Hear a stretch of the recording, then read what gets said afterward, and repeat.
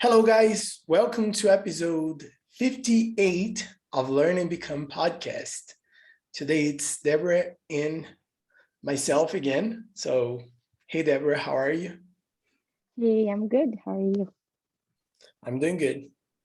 How's the weather Very, for you? very windy. Like this season in El Paso, usually like beginning of spring is very windy. And we're talking about like 70-mile winds some days.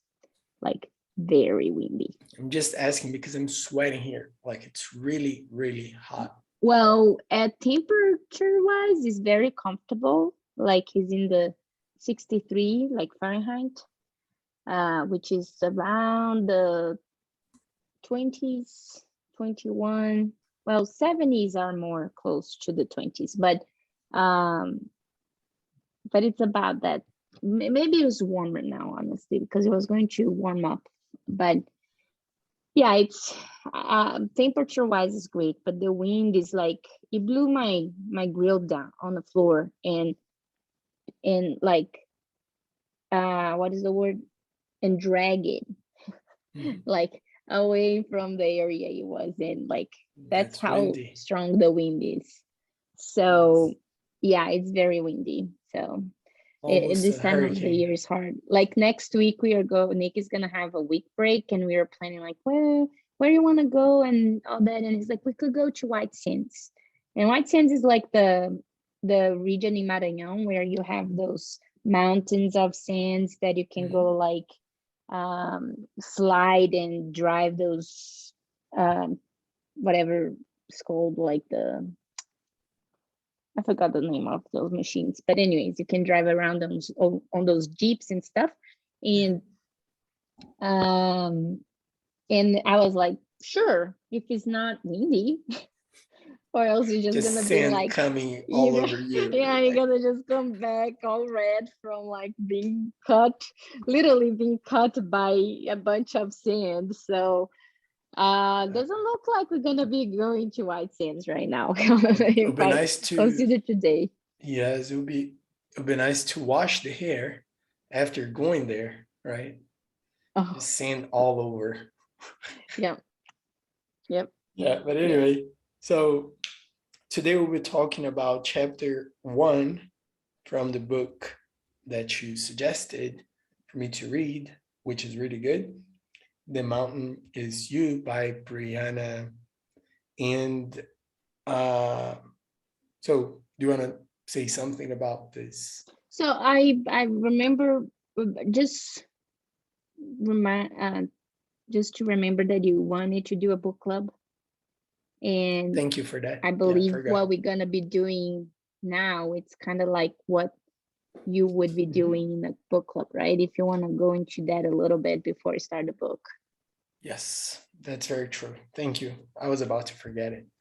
Uh, so we're planning on starting a book club because I think it's a great way to practice while consuming a good content that will help you like beyond English. We know that English is important, but it's not the goal of speaking English is not simply to speak like the words and stuff.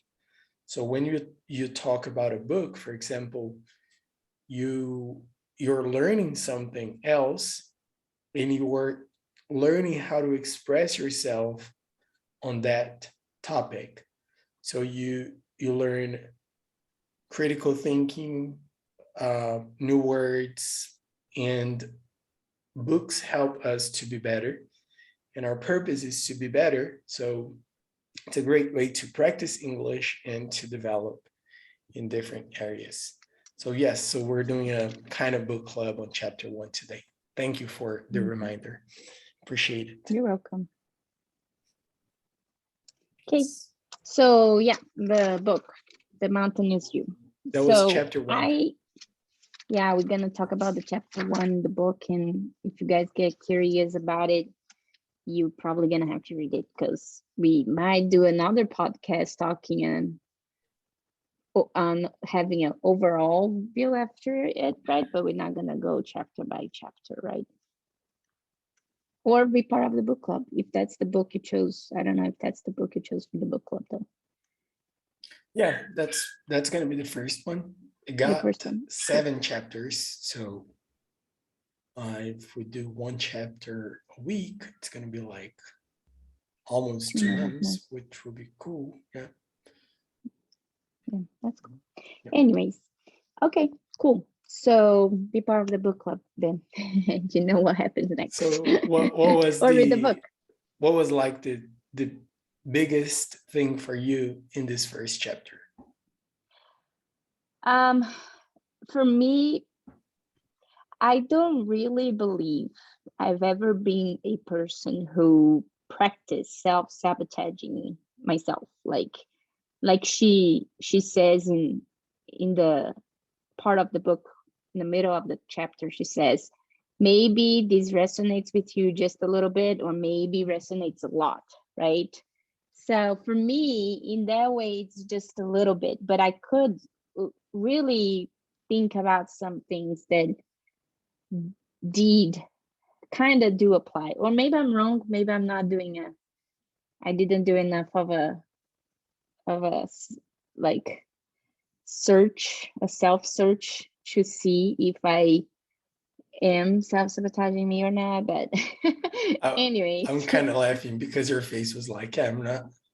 Well, and you're like, Yeah, I yeah, am, I I don't don't know. know. I might. Yeah, but can you explain a little bit what you think or how you see self-sabotage? Like, I agree with the author in a way when she says that you have a goal, and then you I feel like most people like this. You have a goal, and then you picture everything that you're gonna be doing. Like you make a plan, right, in your head. But once you start that plan, you stop. And a lot of the time is because there is something inside you that is unconscious, that is stopping you from achieving that place. And there is a reason why. Maybe because you don't think you're deserving, maybe because your relationship with whatever it is that you're working what through, it's not good. So she gives the example of that guy who started fainting at school because he didn't like going to school, and he related like fainting with not going to school because he did. And then he thought, oh, I guess if I faint, I don't need to go to school. And after that, he started having those episodes. And then it was like because he didn't want to go to school. So it wasn't any actual clinic situation that took him to that was making him to faint. So that's an example she gives in the book, and that's a good example of self-sabotaging, right? Your fears, it stops you from achieving your goals, or or making changes in yourself because you're in that comfortable zone and you don't want to get out of it. So, and then you start doing things on the opposite direction, right, to go back to that comfortable zone. But she says something in the beginning, I think, and that's in the introduction, that I thought it was very cool. She says, if to have a mountain in front of you doesn't mean you are fundamentally broken in some way. Everything in nature is imperfect, and it is because of that imperfection that change is possible. And I thought that was pretty brilliant. Like, people achieve so much for perfection, or they want to be perfect so much, but they forget that the imperfection is what gives them the potential to keep growing. And I thought that was pretty cool the way she put that. And I thought that was very interesting. And I felt like I don't feel like I have necessarily something broken, fundamentally broken with me, right? I know I have imperfections I need to work on, but some people are afraid of facing those obstacles because they are afraid to realize that they have something broken inside them, right? But that doesn't really necessarily, so they don't even go there, right? They don't even take that step to reflect on that. So I think it's interesting, that perspective that she put it in the book at first, and yeah, that's one of the things that I thought about, the self-sabotaging thing, and there are other stuff too. But I want to hear from you, like, what do you think? On that point that you brought up, I like when she said that if you're not willing to face the problem, like for real, and you just have a band-aid on the top of a wound, it's not going to fix the problem, and it might get worse. Yeah.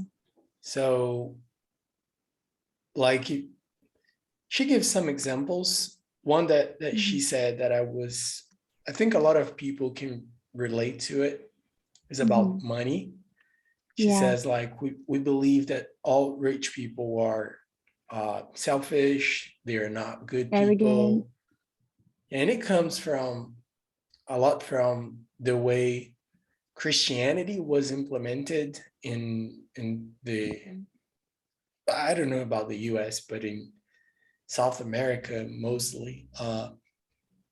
And like the godly people had no money, they were all broken, and like you had to be broken to Be be godly. good. Yes, Yeah. and to Be be a part good of that person. people. Yeah. But we know that in reality, there are a lot of poor people, they're like terrible people, and there are a lot of rich people, they're great. And on the contrary, you'll find some poor people, they're amazing, and some rich people, they're stupid. So it's not about having money or not. But we have that like rooted so deep down our heart that if we start to make money, we start to kind of doubt ourselves and our beliefs and our everything. And then we find a way mysteriously to not make money. Yeah. Like, I can make True. money. Or you tell yourself that you're happy with what you have, right?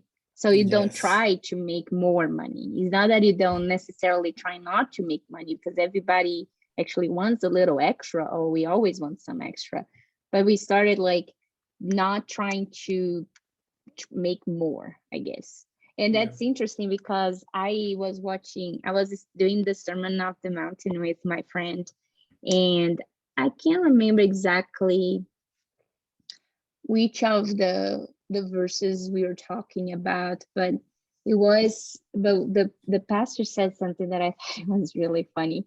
He said that even making money is a gift from God.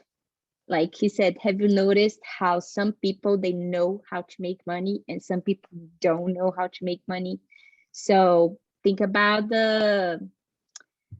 what's his name? The guy who created Apple, I forgot his name. Steve Jobs. Yeah.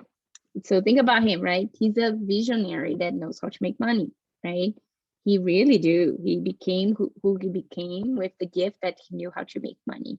And there are like many other people that you can use as an example. They know how to use their money in favor of them to actually make more and more and more. And other people just don't have that ability. They don't know how to make money. And then he was saying, I'm one of them. And thank God that's the way, because if I had that gift, I would totally be corrupted by money.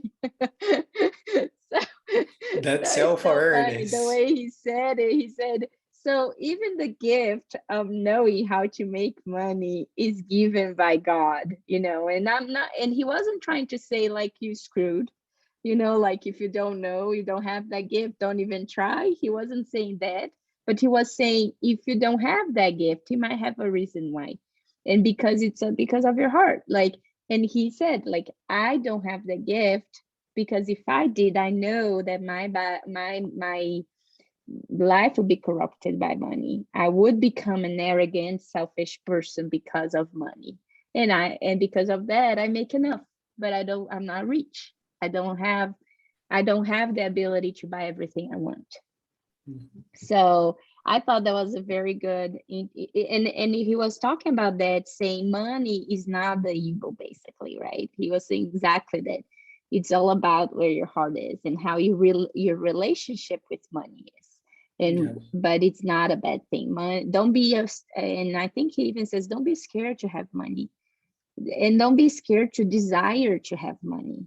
Like, it's okay to desire to have money, but you need to place things in the right place in your life. So And I it's, agree with that, what you said, especially in a Christian view.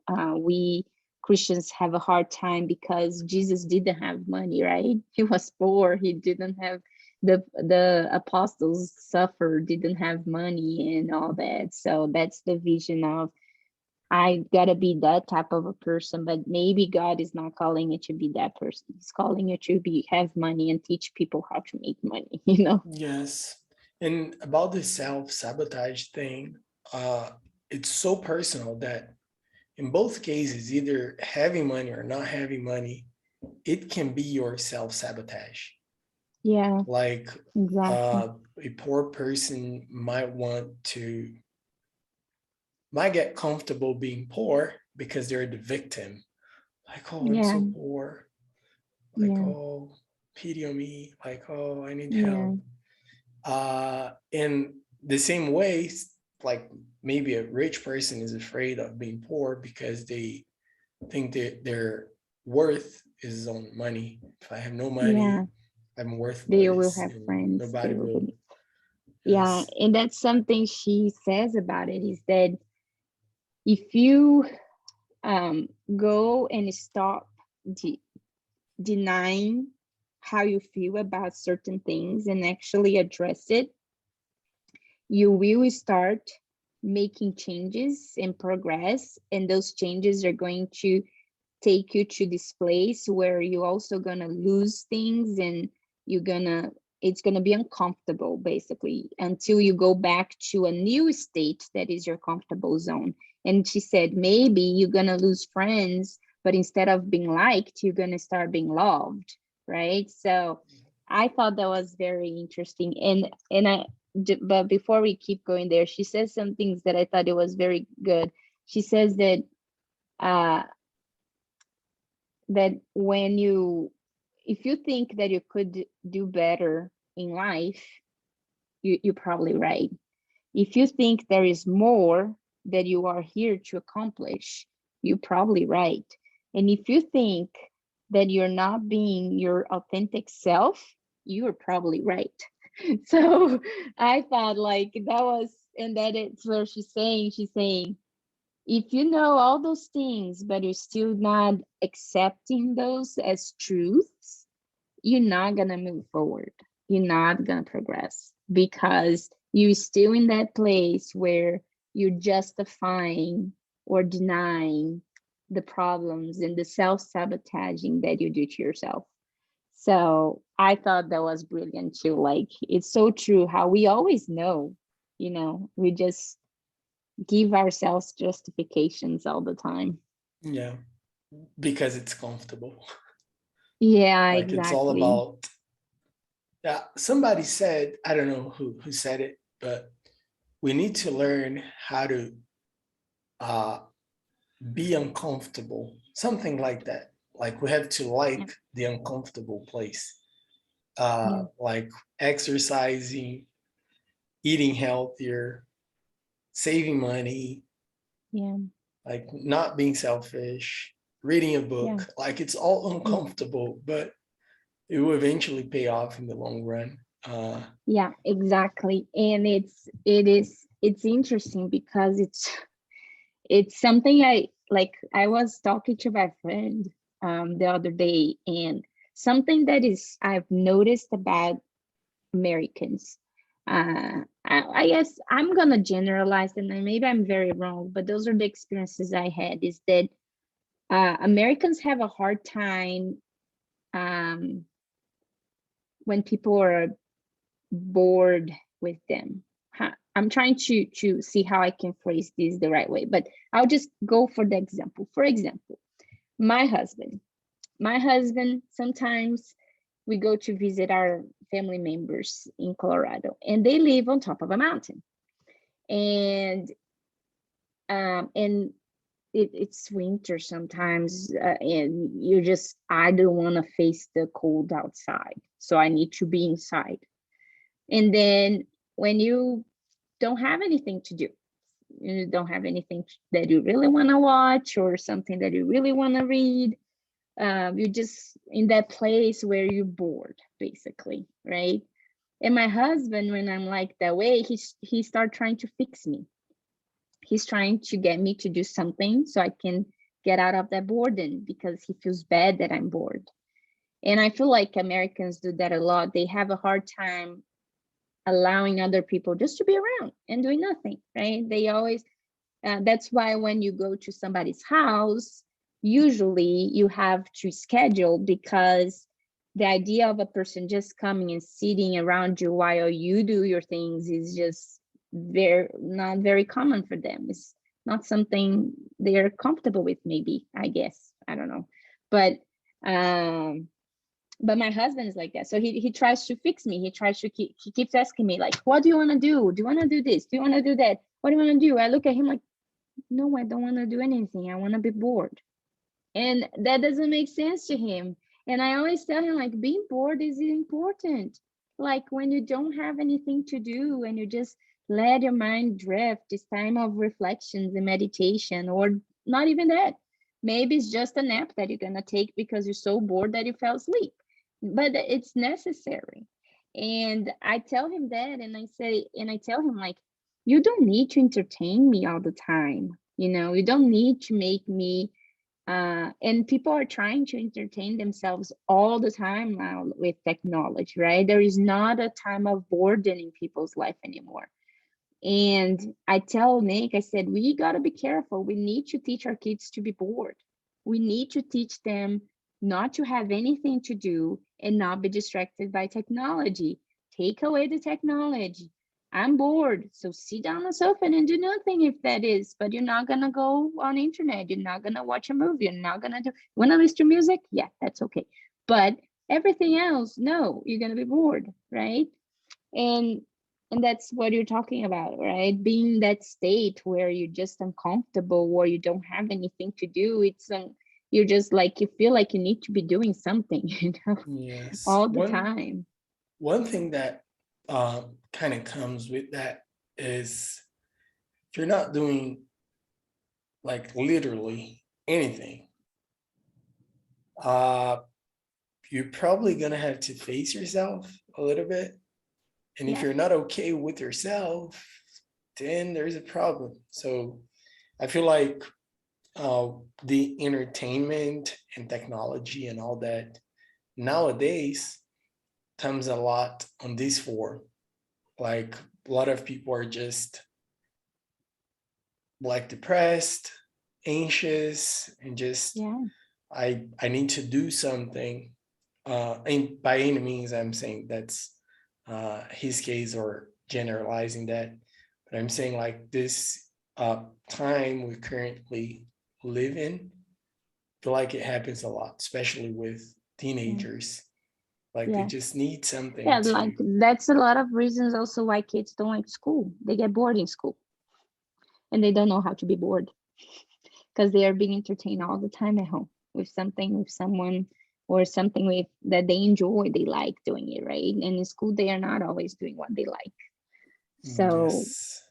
yeah, And in this it's place, complicated. yes, in this place But of yeah. boredom, great things happen. Yeah. Like, Oh if you yeah, think about exactly. it, that's where most of the unknown stuff comes alive. Up.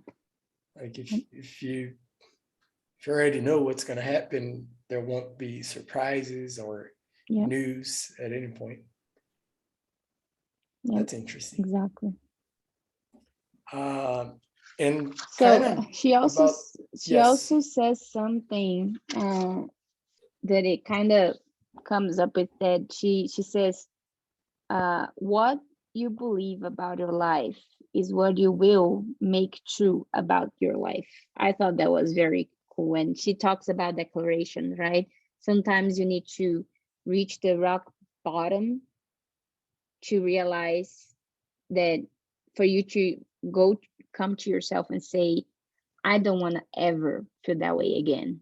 And then you make true change, because that's when you say, nope, this isn't acceptable. I don't want it anymore. And then you start making actual true change in the right direction. And then she's talking about declarations. So she started talking like, you need to declare things like that all the time. Not just when you're in the rock bottom, but you need to really declare things that you believe about your life. And that spoke a lot to me, because I've always been the person, and my husband will we speak to that.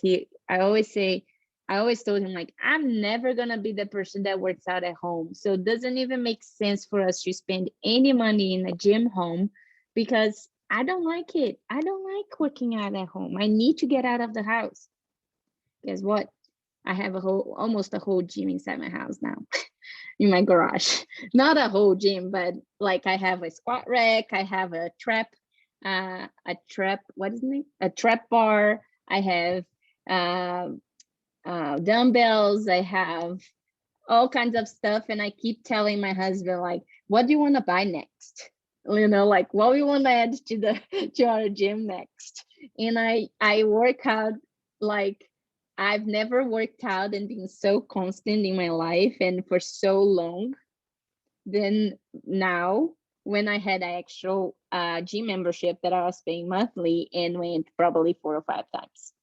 And I always told myself, I'm never going to be that person. And you're probably asking, so did you start telling that you were going to become that person? Like, no, I didn't. I didn't start saying that I was going to become that person. But I did start telling myself that I wanted to be strong. And the reason I wanted to be strong is because I became a mother. And I wanted my son to see by example of what means to become strong physically and mentally and all that. And exercising helps me with that. So I started working out at home. I found ways that would keep me doing it, and I started investing in it. So the first step wasn't investing thousands of dollars in a gym, but it was actually having someone to build me programs that I would be accountable to fulfill. And then I had a friend coming to working out with me.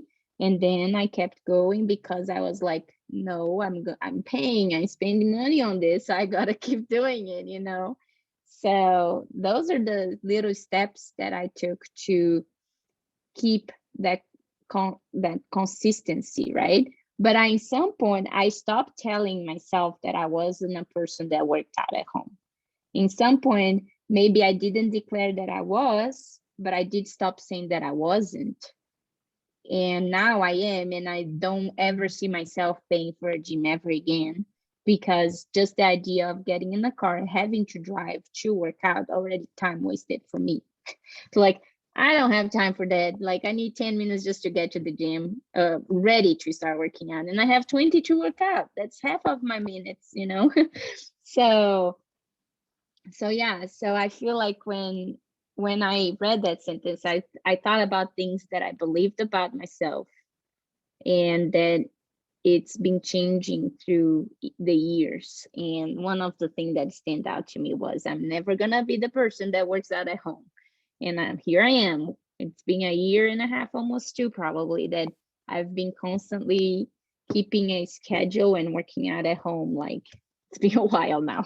I'm proud of myself for that, for sure. That's so cool. And the interesting thing is that your goal was not to work out at home. Like, your goal was not to work out. Yeah. Like, we sometimes get so shallow in our goals, Mm-hmm. and that's why we never reach them. Like, Mm-hmm. oh, I wanna get fit. Why? Because I want to be in shape for the summer. Like, Yeah. you're not gonna like do it probably. Like, that's Yep. too little. But Yeah. your reason was deep. Like, was it a good thing? And then Yeah. you did what you got to do to accomplish that, because it Yeah. mattered to you. Yeah, exactly. And like I always tell people, I tell some people, not people in general, but I really admire women who have children and more than one children and doesn't work out. And it's like, wait, what? Well, because I don't know how they do it. Like I like it's so freaking hard. Like if your body is not strong, dude, it's so much harder, right? And I started working out to make my life easier, not to make my life harder. And like I do hikes, right? And my son, I carry my son in my back. So I every time in the beginning when I would pick up the backpack to put in a bag, I was like, holy cow, it's freaking heavy. And then there were moments, I'm just trying to connect my charger here. Okay. And there were moments where sometimes I need to, like, who moms will know what I'm talking about. You have a kid on your arm, and then the kid, and then in my case, I have a dog holding a dog in my other hand, and then the kid drops the toy, and then the toy falls, and he doesn't want to get down on your lap to grab the toy, so you need to squat down. And then at the same time, another dog passed the other side of the street, and you're freaking 72 pounds dog start pulling in that direction. So you need to hold the freaking dog and reach for the toy to give the toy back to your kid. Oh, and then Yes. sometimes you also have your purse on your shoulders, or Not maybe you, easy. or the other day, for example, I was carrying my son, and then dishes that I was taking to church, and then something dropped and I had to squat down to grab it without letting any of those things to fall. Like, and then so that's why I admire moms who have kids. If imagine doing that with two kids, then I like, think they just and leave the toy. Just like, no, just leave that there. but I mean, like, man, if I had to do that every day without being prepared physically for that, it's so much harder. So sometimes I tell people, like, I admire those moms because they have a harder work than I do, because I am physically prepared to handle all those things because I work out, because I take 20 minutes to at least 20 minutes to work out 3 times a week, and that's enough for me to make myself strong enough to handle my kid, my dog, and possibly in the future more kids. So every time I think about, like, how do you even have two kids then? Like, how do you handle two kids, three kids, and not being physically prepared to run after your kid, and while they just cross a very busy street, and they do because you can't keep up with them, like they're running away from you, and you can't reach them because you're tired, like you're exhausted already. So and I'm not judging by any means, okay? I'm really not being sarcastic. I really mean when I say I admire moms that don't work out and have kids, because it's not easy. It's so much harder. So that's something that kept me going for sure. It's like, like the feeling of, oh man, I can squat down with my kid on my lap and actually get up again. And that's awesome, you know? Yes. Yeah. So that But is a good feel, yeah, even though like I don't really like deeply understand your feeling Yeah. as having kids, sometimes people ask me, but why do you work out like so frequently? And I think like, why don't you? Like, Yeah, exactly. like the point Exactly. is not like it's really good. I feel really good Yeah. mentally. It's very good for me physically too. Like, but I think I'll ask you the same question. Why don't you? Like, don't get Exactly. it. And sometimes I think about that and I think myself, why didn't I work out before? Why wasn't I that person before? Right. Mhm. And I think a lot has to do with uh, reasons, for sure. Like, what were my reasons? Were they good enough at that time to push me to do those things? They weren't. And they were the good feeling of being strong were temporary. Like I did, like I practiced gymnastics for 11 years, and I did from I was 8 years old all the way to 19. I stopped around 19-year-old. And why did I practice gymnastics? Because I enjoyed. Wasn't because I want to be fit. Wasn't because I wanted to be strong. Wasn't because any reasons. It was because I enjoyed. When I turned 19, that I stopped practicing gymnastics, I didn't really have anything to practice that I truly enjoyed. And I also didn't have any reasons to keep exercising in a way that I felt like I needed to, right? So, and then after that, I started having those needs because of my self-image, but they weren't enough. They weren't enough to keep going because my self-image takes time to change that. And it's not just physically, but it's also mentally. So first, I went through a process of accepting that I was no longer 15 years old and I was no longer going to have a 15-year-old body. I had to accept that. It doesn't mean that I needed to be comfortable with the body I had. And that's something she says too. She says, you gotta sit down and put it on a paper, what bugs you, what it's uncomfortable to you, what you don't like. Maybe it's lack of money, maybe it's your self-image, maybe is your, I don't know, whatever it is your anxiety, but you got to put that, and then you need to look at those things and make a decision. Are you going to make peace with it, or are you going to change it?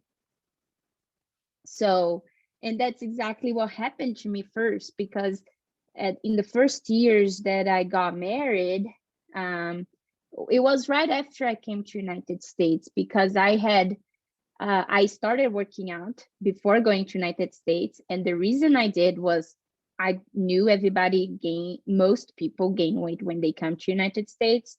And I was prepared to gain weight. So I wanted to lose to gain in case I gained something back. And I did double the amount. So I lost like 5 pounds and I gained 10 at first. So yeah, about 10. So when I went back to United States, I had gained not just the weight that I lost, but on top of the weight that I also already had.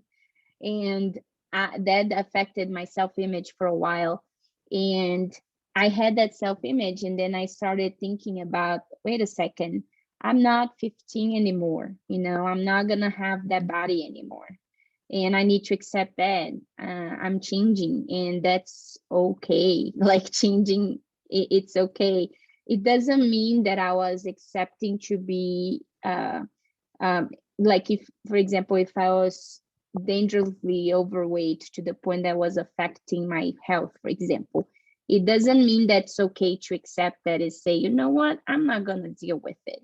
No, it's about saying, okay, I'm in this place. My body's going to change, but I know I can change my body in a positive way too. And that's what happened when I became a mom. I was already, I realized that I had so much more potential inside me that I could use, and I needed to start becoming, because I had another person watching me, basically, right? I had another person there that was going to be affected by the choices I made for myself, for my family, and for him. So I started making those changes, and guess what? My body changed, but I never desired to go back to my 15-year-old, because I wanted to have my body of 30 years old, because I'm not, thank God, I'm not the 15-year-old anymore. I'm the 30-year-old woman, and thank God for that. I'm so much better now, I believe, I hope. So, and you even forgot your age for a second. You forgot how old you are. I'm 32. I'm no, not you even went like, am I? Wait, am I 32? I'm 32, right? I think I am 32. Yeah. Yeah, I don't know my age. One thing that's very interesting about all of it is, number one, you got to be very honest with yourself, because using like the wound example she talks about, if you deny being hurt, you're never gonna get healed in the first Yeah. place. So like facing And you're that, gonna get stuck. Yeah, she yes. says the lingering is what keeps you stuck. Mhm. And Yeah, it's like, it's so very true. It's very true. so fixing, like being honest, is number one. And in that place, you will probably find better reasons to change than if you don't go there. Because if Yeah. you're not just like, I'll just be like shallow in my search. So I'll try to find a reason here on this level. One, you're not going to find the reason and you're not going to fix the problem. So you end up stuck in the same place. Yeah. And the second thing, which is like the main point, or I think it is the main point of the book, is what she said, that I didn't see myself as the person that worked out at home. So the way we see ourselves and the way we see everything changes everything, right? Yeah. But one thing that was very interesting about what you said is that now you can't deny the fact that you are the type of person that works out at home because you have evidence. Like Yeah. it's not about like an idea, it's about, well, can't deny it anymore. Like now I Yeah. am this person. But in the same way, I think we can work on like in the opposite direction. Like I'm not the type of person that eats junk food on a weekly basis. Like I just eat it Mm-hmm. sometimes. Like Mm-hmm. instead of stop eating first and then like changing the belief, we can change the belief and get the Yeah. result of that. You did the Yeah. contrary, which is harder, but Well, but it wasn't, the thing is, I did the contrary because, like I said, I didn't decided I want to become a person who works out at home. I said, I yeah. want to be strong. I want to be strong. That's what I wanted. And there was only one way for me to become strong, and that was working out. Like, I can't become strong sitting on a sofa and watching TV. I can't just be strong by eating well. I need to work out. So my declaration wasn't to become this person, it was to become strong. So I did, I guess I looked at it to the most important thing on the list of things that I wanted to change. And the thing, because I could have become strong going to a gym, right? But I needed to look at the reality that it was my life and accept that reality to be able to fit working out in it. Because the reality was, how am I going to get a 2-year-old during COVID, by the way, to a gym with me and work out? How am I going to find a person to watch my son and pay for that person, or have like be certain that the person will be able to watch my son so I can go work out at the gym? I didn't have those options. I had to work with what I had. And what I had was a barbell and some weights, because my husband is the person who works out at home. So I had something. Maybe all you have is empty bottles of different products that you can fill up with water, sand, rocks, whatever it is, and that's what you're gonna use. Or maybe you're not even gonna use weight at all. You're gonna go, I don't know, for a walk with this stroller or something, and you start moving your body and you start improving, and then at some point you're running, right? So my point is, you got to look at your life and say, okay, I want to make these changes, I want to become this person, but you can't try to do it in a way that doesn't fit with your reality, or you're going to keep failing it all the time, and then that's going to dismotivate you to keep going. Is it dismotivate? a word? It is, right? I use the proper word, right? Yeah. So because of that, I started becoming that person because I didn't really have much of an option. I either did it or I didn't. And I wasn't going to the gym. I couldn't go to the gym. It was COVID. I had at the time a 1 year old, not even a two. I had a 1 year old who took 3 naps at a day, and I needed to keep his schedule too. So what am I gonna do here? So I fit that goal to the reality that I had, to Yes. the life that I had, instead of doing the other way around. And it would have Trying to been, fit my life into that goal. I set my goal to my life. You know what I mean? yes, And sometimes that you gotta do. that's so cool because you could have just accepted and had the perfect excuse, like, but it's COVID, I got a kid, can't really do it. I really wanted to, but I can't. And Yep. it would be okay. Like nobody would judge you, nothing would It's happen. super understandable. Yeah, Yes, exactly. like that's fine. But Yeah. yes, like that's how life is with kids. Like, yes, Yeah. that happens to everybody. But Yep. you chose a Exactly. different road and you do the opposite. You do hiking with your son on your back, and people go, "You crazy, you can't do it. Like it's too Yeah. heavy." Everybody uh, who sees me in pictures with, not everybody, I guess, but a lot of people who sees me carrying my son in my back, they always say like, man, you're strong, or I don't know how you do it. Oh, this is so hard. That's impressive. And for me, it's like, it was hard. Like it was really hard in the beginning. Like my legs would freaking feel it, like, holy cow, this kid, and he's getting heavier too. Like I thought about that. That was another reason I wanted to be strong. It's like, he's not gonna stay this weight. He's gonna get heavier, which means I gotta get stronger. so so yeah, it was hard. And then now I'm like, it's not that bad anymore. But thank you.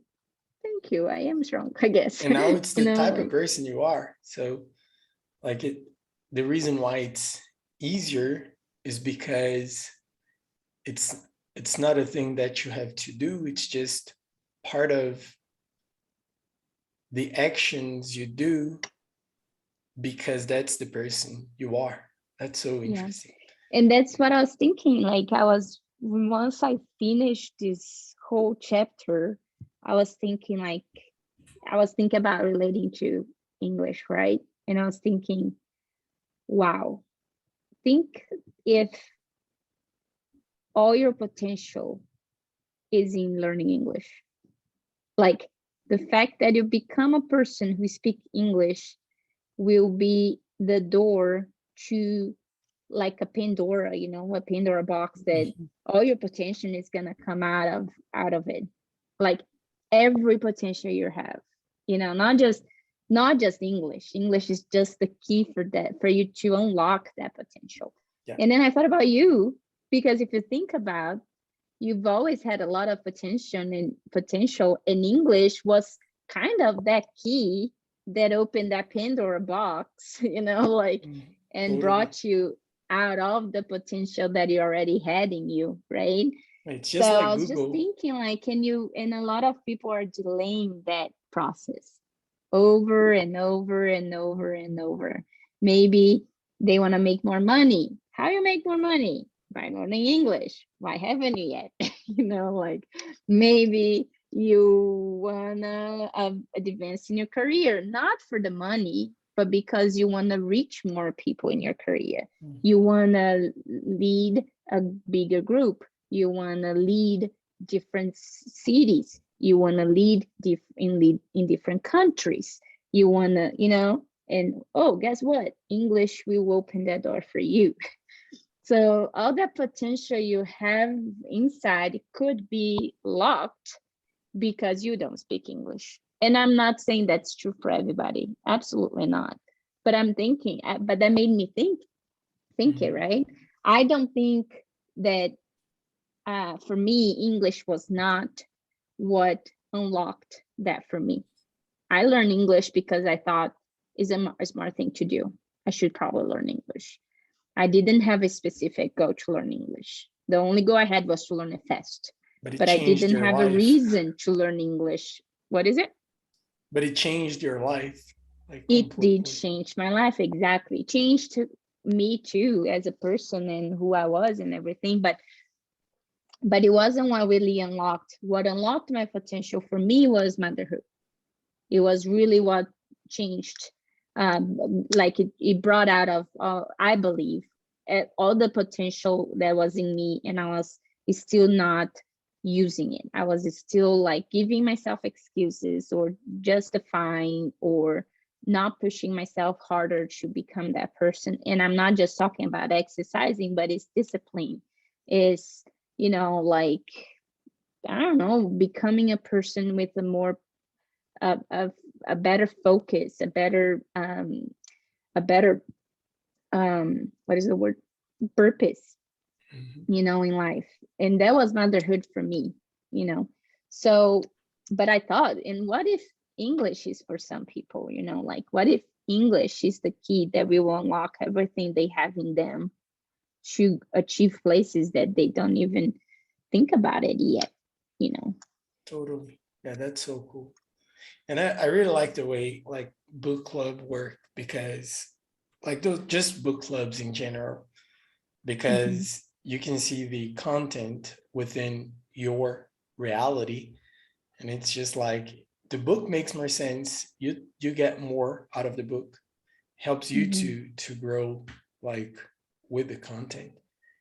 And with our discussion today, I will leave a question for the people that uh, are watching, related to the book. And I feel like a good question could be for them to think about what is holding them back from being who they want to be, with Hmm. honesty, and just like, as you mentioned, as she did in the book, just write it down to like Yeah. what's bothering you, what you're not comfortable with, uh, and what potential do you know you have, and you're not really touching that because there is something holding you back.